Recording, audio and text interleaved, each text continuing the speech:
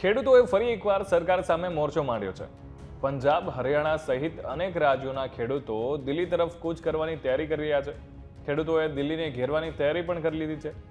ખેડૂતોએ તેનું નામ આપ્યું છે ચલો દિલ્હી માર્ચ રાખ્યું છે. પરંતુ એનો કિસાન આંદોલન 2.0 પણ કહેવામાં આવી રહ્યું છે. હવે વાસ્તવમાં ખેડૂતોના આંદોલનની પેટર્ન વિશે જો વાત કરવામાં આવે તો 2020-21ના જે ખેડૂતોના આંદોલન જેવી છે, એટલે આંદોલનમાં વિવિધ રાજ્યોના ખેડૂતો જોડાવા જઈ રહ્યા છે. આ વખતે ખેડૂતો પોતાની સાથે ટ્રેક્ટર, ટ્રોલી અને રાશન પણ લાવવાના છે. એટલે કે ગત વખતની જેમ આ વખતે પણ ખેડૂતો દિલ્હીની અલગ અલગ બોર્ડર પર લાંબા સમય સુધી વિરોધ પ્રદર્શન કરવાની તૈયારીમાં છે.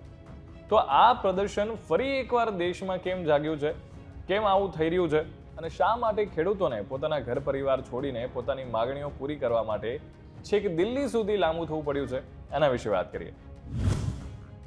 ખેડૂત સંગઠનોએ દિલ્હી ચલોનો નારો કેમ આપ્યો અને ખેડૂતોના બે મોટા સંગઠનો સંયુક્ત કિસાન મોરચા અને કિસાન મજદૂર મોરચાએ પોતાની માગણીઓ માટે 13 ફેબ્રુઆરીએ દિલ્હી માર્ચનો નારો આપ્યો છે. સંયુક્ત કિસાન મોરચાએ 16મી ફેબ્રુઆરીએ એક દિવસીય ગ્રામીણ ભારત બંધનું આહવાન પણ કર્યું છે. દિલ્હીની બોર્ડર પર 2 વર્ષ પહેલા ખેડૂતોનું જે આંદોલન તીવ્ર બન્યું હતું અને મોદી સરકારે ખેડૂતો સંબંધિત 3 કાયદા રદ કરવા પડ્યા હતા અને ખેડૂતોનો ડર હતો કે આ કાયદાઓ દ્વારા સરકાર અમુક પસંદગીના પાક પર લઘુત્તમ ટેકાના ભાવ આપવાના નિયમને નાબૂદ કરી શકે છે અને ખેતીના કોર્પોરેટીકરણને પણ પ્રોત્સાહન આપી શકે છે, જેનાથી એમણે મોટી એગ્રી કોમોડિટી કંપનીઓ પર નિર્ભર રહેવું પડશે.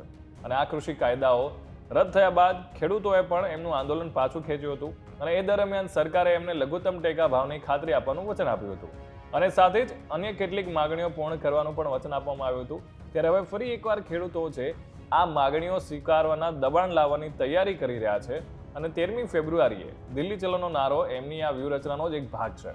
સરકારને એમના વચનની યાદ અપાવી રહ્યા છીએ. ખેડૂતોના આંદોલન પર નજર રાખનારાનું એવું કહેવું છે કે અગાઉનું જે આંદોલન હતું એ અચાનક સમાપ્ત ન થયું હતું. સરકારે કેટલાક વચનો આપ્યા હતા, હવે ખેડૂતોએ એ વચનો પૂરા કરવા દબાણ કરી રહ્યા છે અને ખેડૂત નેતાઓનું કહેવું છે કે અમે સરકારને એમના વચનની યાદ અપાવી રહ્યા છે. ચૂંટણી આવી ગઈ છે અને નવી સરકાર આવશે તો કહેશે કે તમે કોઈ વાયદો નથી કર્યો, એટલે સરકારને આપેલા વચનો યાદ કરાવવાનો આ યોગ્ય સમય છે. વધુમાં ખેડૂત આગેવાનો કહી રહ્યા છે કે આ એક એવી વિડંબના છે કે જેના કારણે સ્વામીનાથનને ભારત રત્ન આપવાની જાહેરાત થઈ છે, પરંતુ એમના નામે રચાયેલી સમિતિના અહેવાલનો અમલ થતો નથી અને એમણે ખેતીને કોર્પોરેટાઇઝ ન કરવાની ભલામણ કરી હતી. પરંતુ સરકાર એ માટે પ્રયાસ કરી રહી છે અને એટલા માટે થઈને એકવાર ફરી ખેડૂતોએ છે ચલો દિલ્હીનો નારો સાથે દિલ્હી પહોંચી રહ્યા હતા.